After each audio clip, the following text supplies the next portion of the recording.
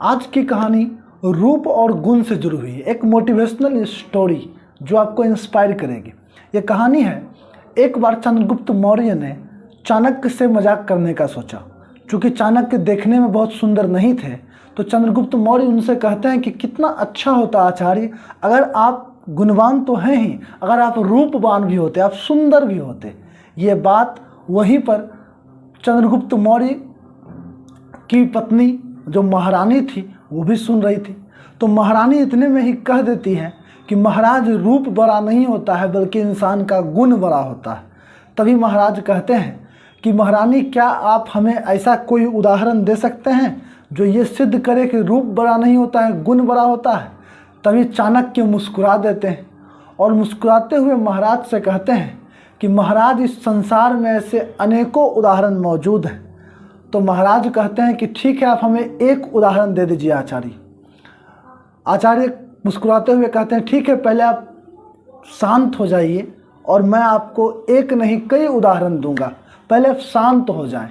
और महाराज कहते हैं ठीक है। उसके बाद आचार्य महाराज की ओर पानी बढ़ाते हैं कि आप पहले पानी पी लीजिए, और वो पहला गिलास देते हैं पानी का। महाराज उसे पी लेते हैं, जो कि सोने के घड़े का पानी होता है। और उसके बाद महाराज को दूसरे गिलास का पानी आचार्य के द्वारा दिया जाता है, जो मिट्टी के घड़े का पानी था। उसके बाद महाराज पानी पीने के बाद आचार्य जी से कहते हैं कि अब आप उत्तर दीजिए। तो आचार्य कहते हैं, मैं उत्तर तो दूंगा महाराज, उदाहरण भी दूंगा आपको, लेकिन पहले आप मेरे एक प्रश्न का उत्तर दीजिए। चंद्रगुप्त कहते हैं, पूछिए महाराज।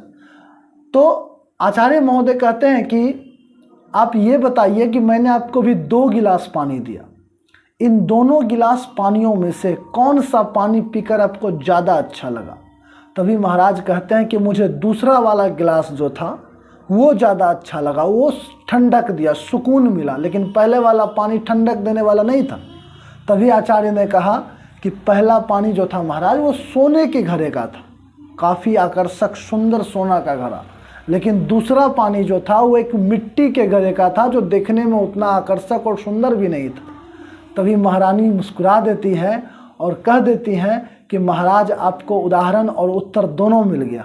महाराज कुछ नहीं समझ पाते हैं। तो आचार्य कहते हैं कि महाराज, सुंदर और गुणी सोना का घड़ा आपको सुकून नहीं दे पाया, लेकिन कुरूप ही सही, बदसूरत ही सही, मिट्टी का घड़ा आपको सुकून देता है। कई बार कोई इंसान देखने में बहुत खूबसूरत होता है, लेकिन वह इतना गुणी नहीं होता है कि लोग उसे पसंद करें।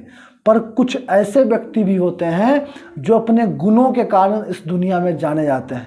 तो ये कहानी बहुत छोटी है, बस आप लोगों को एक बड़ा अर्थ समझाती है कि जीवन में किसी व्यक्ति को रिजेक्ट या एक्सेप्ट उसकी सुंदरता या उसके रूप को देखकर ना करें, बल्कि उसके गुणों को देखकर करें कि वो कितना गुणवान है, क्योंकि रूप से बड़ा इंसान का गुण होता है।